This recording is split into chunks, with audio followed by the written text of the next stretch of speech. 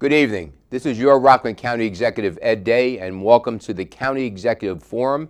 And today we're bringing you a special edition of this forum, and we're going to speak largely about the budget that has been submitted to the legislature as per the charter. This is my 2018 executive budget. And why I think it's important to speak of this tonight, not so much the specifics of the budget itself beyond a general overview, is important because we in Rockland County know the path we've traveled. We had been in horrific shape when I came into office in 2014. By the numbers, we had $138 million in deficit, and it was growing rapidly. And that was on the heels of 3 years of double-digit tax increases. So we were in a free fall. Our bonds were rated one step above junk, so we could barely borrow for costs for infrastructure. And the third week of January, we had $42,000 in the bank, and that was it. So we were near bankruptcy. Things are not looking good for Rockland County, but right now I can report to you that this is the third budget that we have proposed that has been under the property tax cap. Our bond rating right now is in the A category, so we are no longer in that situation with the bonds being downgraded. We've actually had 5 consecutive bond rating upgrades. We are spending below the rate of inflation, which is critically important to the people of Rockland County. And as you may recollect, because our situation fiscally was so bad, we had to purchase a $96 million deficit bond. Now, here is the issue. Our deficit now is around $10 million. We've reduced it from 138 to about 10. But part of that was this deficit bond. And back then, there was projections. As a matter of fact, David McKay Wilson of LOHUD did a story at that time and said there is clearly going to be a 10 to 12% property tax increase to pay off this bond over the next 10 years. And what was accepted fact back then was that we would be having a surcharge of the equivalent of a 12% property tax increase to pay down what I call the sins of the past. What I'm very proud of is we have been very successful in county government in compressing our organization, in finding many efficiencies. We made very difficult decisions to make sure that county government was back on the right path. And we are now paying down that massive amount of debt deficit within the operating budget. No additional taxes. We would love to have cut taxes this year. In point of fact, if we had not had the sins of the past to pay back that I inherited, you would have had an 11% tax cut this year. So we're doing very well in stabilizing county government and moving us forward to where we really should be. Collectively, we are funding many parts of county government well. Our not-for-profits right now in this year's proposed budget will be funded to the tune of $21.3 million. That's up from $16 million.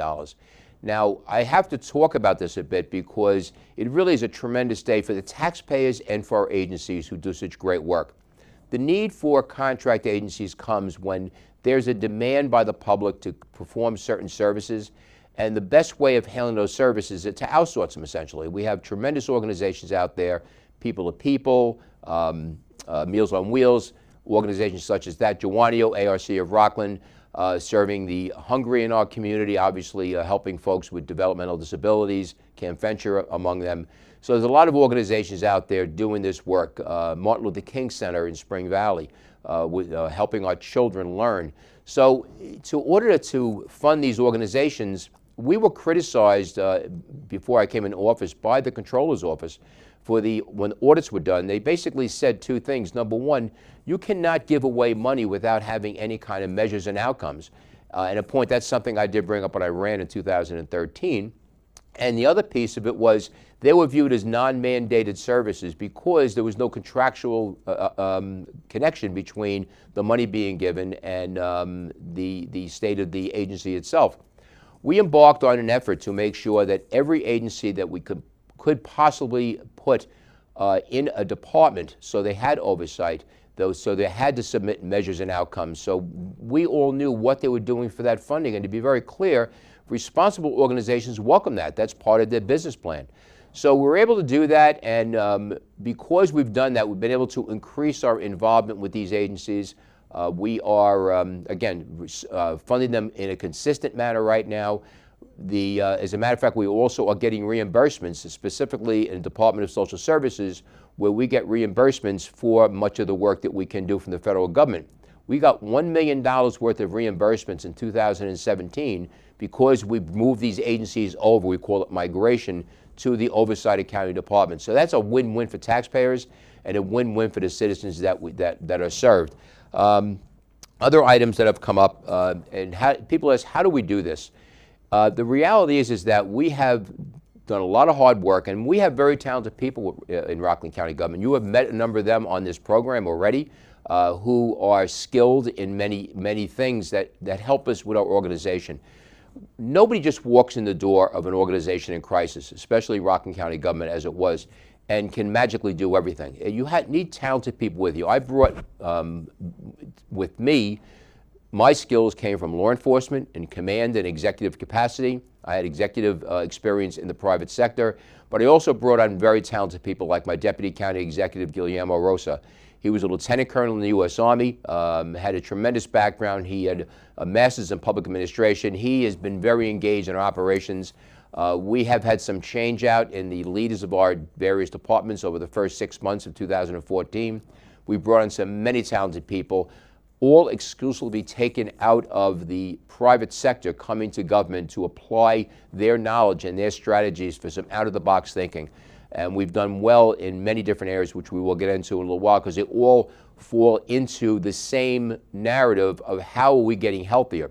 But in the very direct situation I'm going to deal with here is that the budget for 2018 is roughly the equivalent to the 2009 budget. In simple terms, we have rolled back the budget by 9 years, and that is a $67 million savings and actually 9% less of a budget. This is how we've been able to catch up and pay down this deficit that we've inherited and get county government rolling again. Our organization is 22% smaller. We are at 1,691 employees from the time we had over 3,000 some years back. And I want to acknowledge those employees because I think from any measure, we are doing much more with much less. Our services have been maintained and improved in various different ways, whether it be senior citizen services or social services for those in need. We've been able to get the tasks done in a more efficient way, and I have to give credit to our managers and to our employees who've been able to do that. So we've been very fortunate in that respect. The other issue, and this is really a telling number, the budget, when I came in, one of the requirements of taking the deficit bond that was authorized by New York State was there was a demand that we project forward 4 years once a year. We had to propose or show the state controller where we thought we would be 4 years down the road by budget projections. We found the 2013 projection that covered from 2014, 15, 16, and 17. And we looked at the 2017 budget. According to the projections made just prior to my coming to office, the 2017 gross budget was supposed to be $926 million. The proposed 2018 budget is $684 million. That is $240 million less. This is a staggering statistic, and to us, we are property taxpayers. What that means is that if we had left everything alone, if we had not engaged on what I called then changing the trajectory and the direction of county government, changing the culture as I call it, our taxes in county level of government would be 35% higher. That would have been if I took the easy way out. As we all know, that did not occur. So we are much, much healthier right now. We're doing quite well fiscally. We still have a bit of a deficit left, but we have really turned a corner. And to do so with, again, under the rate of inflation and spending, below the property tax cap. This costs the average taxpayer, though, who wants to know, just about $2 additional per month. But we are paying down everything that we inherited with that. Now, of course, those who are thinking this through will say very simply that, well, if we're paying all this down now and that deficit bond is paid off, we'll have extra money. you're absolutely right. And this is part of the plan. The plan here is to create a strong foundation for Rockland County. Government is supposed to have a surplus, not a deficit, obviously, just like people at home have bank accounts in case there's a rainy day. We have a rainy day fund. But it shows you have a healthy budget, a healthy household when you have some money in the bank. Same with government. There's supposed to be a number of months of funding expenses in the budget is a surplus, so we can operate much smoothly. So this is where we're going to be going right now, and well before, when I'm no longer county executive, you will be having funds that are already earmarked, and I envision it at that time. Part of that money going to tax relief, part of that money going for infrastructure improvements, part of that money going to look at the programs we do and see if there are any enhancements that are necessary. So that's a bit of a look into the future for those who are going to be paying attention about 7 years from now. And I hope you all do pay attention, because that's what's supposed to happen in a participatory democracy such as we have here in the United States of America. I do want to speak about something else. It's not sexy. It's not something that makes front page all the time. Part of the plan of action that I brought with me when I came here, it was a threefold plan: righting our fiscal ship, which was fixing our finances; making Rockland work again, which was a plan for economic development; and preserving Rockland. Those are the three themes, and every theme had 10 points to it. We implemented pretty much every one of those points as part of the first 4 years in my term of office. And when it comes to economic development, it is critically important to make sure that we have strong ratables in Rockland County. Most importantly, that these are good corporate neighbors, because most Rocklanders here have their lion's share of their investments in something very dear to them, their homes. That is where most of their monies are. This is middle and upper middle class people. This is exactly how it works.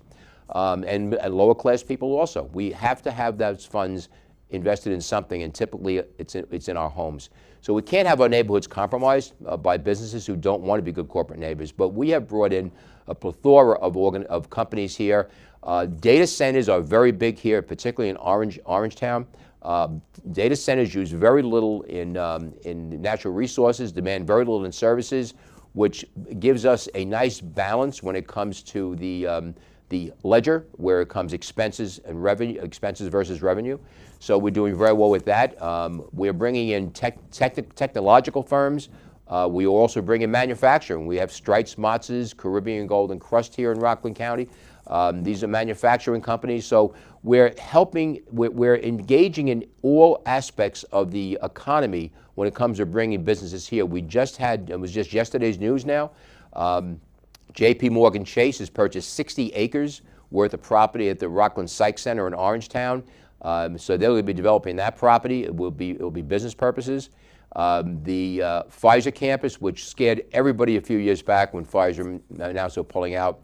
IRG Industrial Realty Group has a purchase sale agreement in place with Pfizer. This is the predominantly what's left of that campus, and they're looking at envisioning a repurposing of that property. It'll be retail, some attractions, so it's going to be a completely different look than we see right now. And again, one other thing is retaining business. That is critically important. I'm a former salesperson. I recognize you have to make sure your customers are satisfied. You go out and visit them once in a while. We have different tools that we can do that with. We have a private organization such as the Rockland Business Association, where we network. The Rockland Economic Development Corporation, again, a very similar mission to the RBA.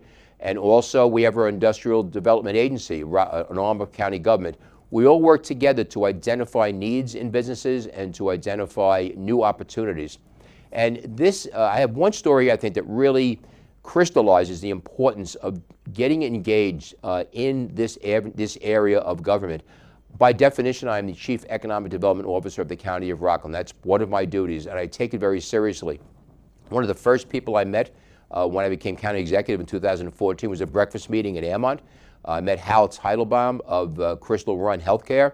He was looking for a location in Rockland County, and we had broad discussion along with the then president of the Rockland Economic Development Corporation about what the opportunities were. Long story short, they did find a home. They found it in West Nyack with a $25 million investment and over 100 jobs. These are the engines that make Rockland County work. And my favorite story is Parr Pharmaceutical. About 2 years back, The REDC, the Rockland Economic Development Corporation executive director at the time, came to me and said that Parr was looking to get an expansion. They could not get through the process that was that they were engaged in the village of Chestnut Ridge. And it was a time-sensitive matter. They had to make corporate decisions. If they could not get the expansion, they were going to move their facility to New Jersey, where they had an existing facility there. So I went and met with the CEO, Paul Campanelli. I'm proud to call him a friend right now. We got going very, very well. And I actually walked the facility to see what they were looking to do. And when the prism I looked at it through was one of a former Civic Association president. That's my background. I wanted to see if there's any impact or untoward impact upon the people who live in that community. And it looked like a very straightforward expansion. It just appeared that there was a lack of connection between the village level of government and this organization in trying to get something moved forward. So I reached out to Sam Presti, the mayor of the village of Chestnut Ridge, explained very clearly to him this is obviously his domain, but I explained where the obstacles might lie. And long story short, we ended up getting a special meeting of the Planning and Zoning Board. The Parr Pharmaceutical, now Endo Pharmaceutical, had to come down and be prepared to answer any question the citizen representatives had. And what happened was there was an approval given within a month, and the expansion was granted. And here is the key. Paul Campanelli informed me later on that he was so impressed with the way the various levels of government worked, and also the REDC, which is a private organization that we do fund partially through taxpayer dollars. He was so impressed with the effort and the approach that we had that they decided to move their entire operation from New Jersey to Chestnut Ridge. Think about that type of an expansion. And what I tell people is this: we have more people working here, more people spending money here. That invigorates our economy. Down the road from Parr Pharmaceutical, there is a shopping center and there's a deli. The gentleman who runs the deli was commenting to somebody about where are all these extra people coming from? Well, they were coming from Parr Pharmaceutical. Again, sales that are things that are being purchased, jobs being brought in. The job situation in Rockland County has been reduced, the unemployment rate has been reduced by 25% since 2014. Our unemployment rate hovers around the lowest in the state, just around 4% right now. So we have people in our county are working, and we continue to try to get more people to work. Because if you're out of work and I tell you the unemployment rate is low, you're not impressed, and I get that. We have the Haverstraw Tech Center, where we are training people for jobs. You could reach that center anytime. You can call my office directly for that. But we're looking to train people of all ages, all sizes, for different jobs in the economic sector we're in here in Rockland County. So with that platform of solid economic foundation, what that does in its simplest terms, we're bringing wealth here to Rockland County. When you have wealth here, there's less of a need to go to you, the taxpayer, for higher property taxes. Because let's face it, everything goes up. Our healthcare costs go up in government. State mandates are not getting better. As a matter of fact, there's been a reduction in the reimbursements, and we have to pick up the slack. So our costs are rising. So the challenge we have in our organization of county government is to continually find ways to bring revenue in to reduce cost. One of the things we are doing, the tourism industry, Lucy Rezaposky is my Director of Economic Development and Tourism. Some of the things we're doing is we're bringing in the film industry. Film industry dollars for revenue for Rockland County government has doubled. I believe we're up to about $400,000 in revenue from the film industry, who have coming in and used locations such as the old Summit Park Nursing Home for filming some of the shows that you see on television. People have seen the additional filming going on. With that filming comes money. The industry will pay the municipalities to have the right to film where they are. So again, this is an influx of money that was never seen before. So these are some of the things we're doing here. Tourism, critically important. Lucy has done a tremendous amount of work in identifying locations for tourism. We have a beautiful county with so many different things. We have history here, beautiful vistas here. We have educational institutions here. We have restaurants. We have villages on the river and elsewhere. We have so many things here in Rockland County that are of interest to people. And what we've been doing here is telling people, look, New York City is not New York State. New York City is not just the Hudson Valley. We're trying to get visitors to come to this county and use Rockland County as a hub. From Rockland County, you're 25 miles from the city of New York. You can hop over to Westchester in Orange County. You can go to shopping centers in both areas. You can go to Westchester County. You have, I forgot the name of it, but you can go to Westchester County. You can go across to Orange County and shop there, and also shop here in Rockland County. So we're selling a regional approach, and this is the idea behind it. Again, if we get people to come here, our hotels do well. Again, more revenue coming into the county and the state, the county, the local coffers, and our school districts. We have new hotels, such as the Time Hotel was a destination location. Right now it's built right by the entrance ramp on exit 11 of the Thruway in Nyack. So many of these things are happening right now. More hotels are going up, and this is going to continue that era of renewal I spoke of as it relates to the condition of our economy. To show you how far-reaching this effort is, it's international. I know this is going to probably scare some people, but I've been on TV in China. This is part of the sales pitch that Lucy has put together. We traveled to Flushing, New York, where there's a sizable Chinese-American population. Bus tour operators were very interested in what we had to offer. We brought them to Bear Mountain. They were up there for lunch. They got to see what Bear Mountain looked like, and I'll never forget the comment made by one bus operator. She looked at me and said to me, "You know something? New York is not just big buildings." You're right, it's not just big buildings. You have some of those beautiful vistas in this state right here in Rockland County, and Chinese tourism is a significant amount of money that comes in here, and again, that is revenue that helps us keep our keel even here in Rockland government, so we don't, again, have to increase taxes on all of you. Finally, preserving Rockland, something that's very near and dear to me as a father and a grandfather. Like you, I do not want my county compromised, whether it be the environment or overdevelopment, and they are interrelated. We have a great relationship with the towns and villages as it relates to enforcement of zoning codes. We've implemented some very interesting, very unique approaches towards enforcing the rule of law in Rockland County, things that have never been done in the state of New York to the best of my knowledge. One thing we did do, because I am a former first responder, as most do know, and the issue of slumlord housing, where you have slumlords who are abusing and victimizing people, typically the people with the least voice, people who are here in this country, make a living from day to day, week to week, trying to raise a family, and really stuffing them into homes that have been cut up and carved up into 6, 7, or 8 different rooms, living under horrible conditions, no means of egress, no way to get out in case of a fire. And then think of our volunteer firefighters, our everyday heroes who go out to protect all of us, responding to a fire in one of these locations. How do they get out? Firefighter goes into a smoky location. He or she will know, based upon the style of the home, which way to turn and get out if the eyes were shut or if there was a smoke condition. When you put up on walls you don't know about, you trap firefighters in there. That's happened more often than people want to admit, and specifically happened in New York, where we had a perv of a firefighter, John Ballou, was killed because he got trapped in a building, and one of his teammates, Jeff Cool, another Rockland County resident, went out the window with John. Sadly, John did not survive, and Jeff did. Jeff has been vocal on this issue, and I look at him as a partner in stopping this. So what we did do is we're using the sanitary code of the health department, the New York State Health Department, and we're using that sanitary code to go after slumlords. Instead of getting the normal couple $100 worth of a fine that was being levied by town and village building inspectors, and going to court, because let's face it, I mean, a judge, in fairness to a judge, is going to see some serious cases. They see a building or a zoning violation, they're not going to get all that worked up over it and hit anybody with heavy fines. And if a slumlord's making $6,000 or $10,000 a month in cash, they're not going to be deterred by a $200 fine. The fines from the health department, the sanitary code fines, are $2,000 per day per violation. We have fined some of these slumlords who have not gotten the message to make sure they're good stewards of their property. We have fined them $30,000 and $40,000, and we're collecting that money.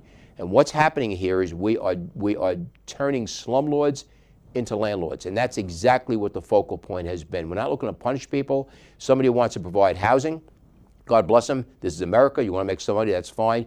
But do not victimize the people of Rockland County. Do not risk our firefighters' lives because you want to make a buck. We also have used a very interesting strategy With cash receipts and cash exchange comes an interest by the Internal Revenue Service and the Department of Taxation and Finance.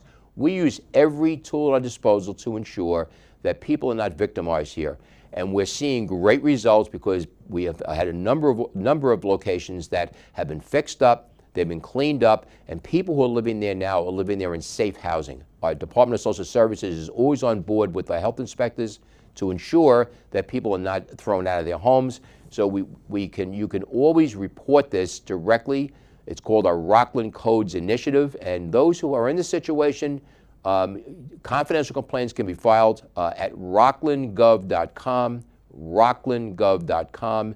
Go to the RCI icon on the lower left-hand side of the page, click on that, and then report the problem you're facing. But I can tell you we're having great success in dealing with this issue. Finally, overdevelopment. We have tried in county government many times to make it clear that proper planning is critically important to our infrastructure, to our services, to our environment, and typically every town gets this except one. And I think we all know which town it is, all right? The reality is we have areas in this county, in the town of Ramapo, who there is no rule of law. There's no rule of proper planning. Things are approved willy-nilly.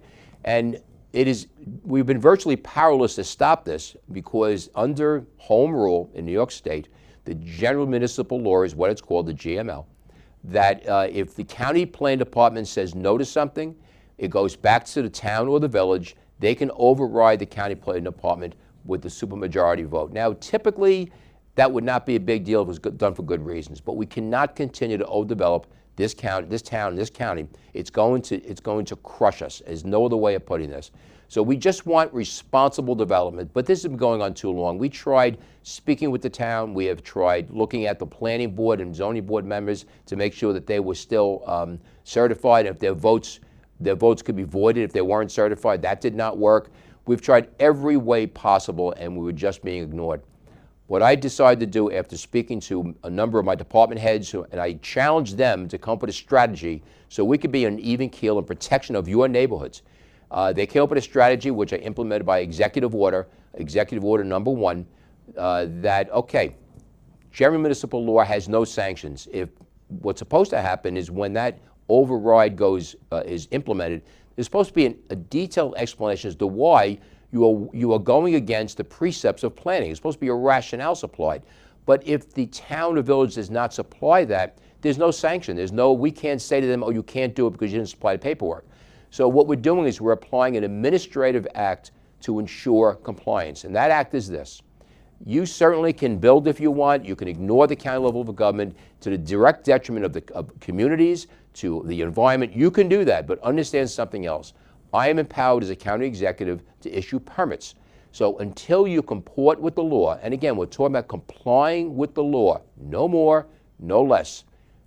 Until you do that, I am not issuing permits. That means you do not have 911 service, you don't have addresses, you do not have curb cuts, you do not have a sewer connection. So what I said very clearly was this.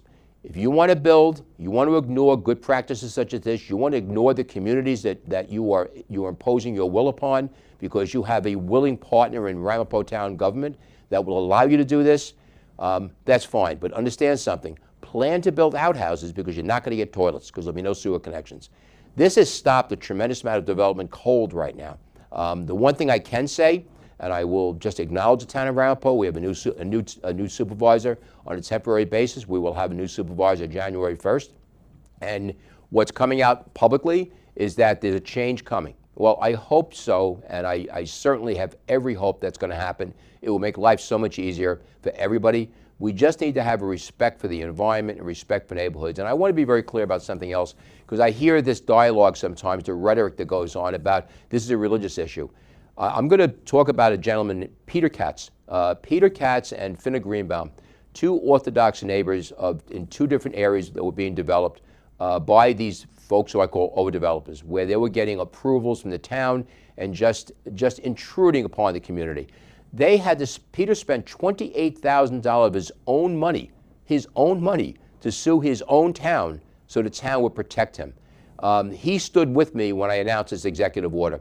And what I pointed out there was something very straightforward, very simple. Peter Katz is an Orthodox Jew. The developer's an Orthodox Jew.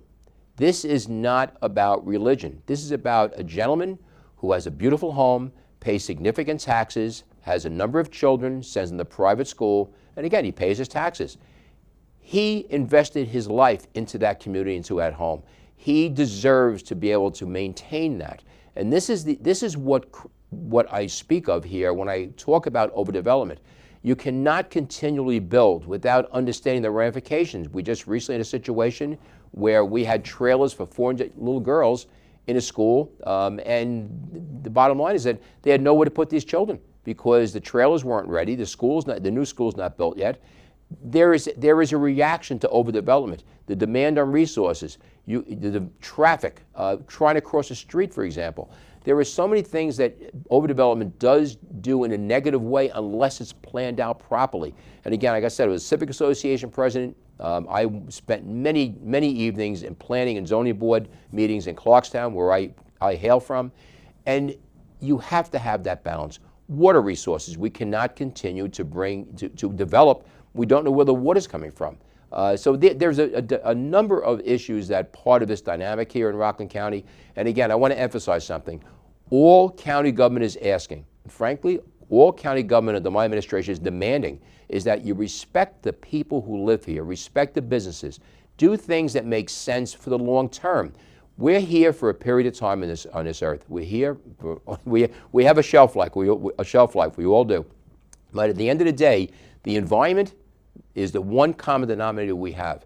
And if we don't treat it well, we are hurting each other. And there's no other way of putting that right now. So I'm hopeful that Ramapo is going to take a new direction, as we have seen in some of the commentary that's been coming out. Again, it will be a positive thing for all of us here in Rockland County. And anyway, that's hopefully going to be good news. So, you know, with that, I'm glad I was able to come out to speak to you tonight in a special edition of the County Executives Forum. Again, it's important that you, the citizen of Rockland County, understand exactly what is going on. This is why I send emails out on a weekly basis. We have a new social media platform that's been out there getting information to people.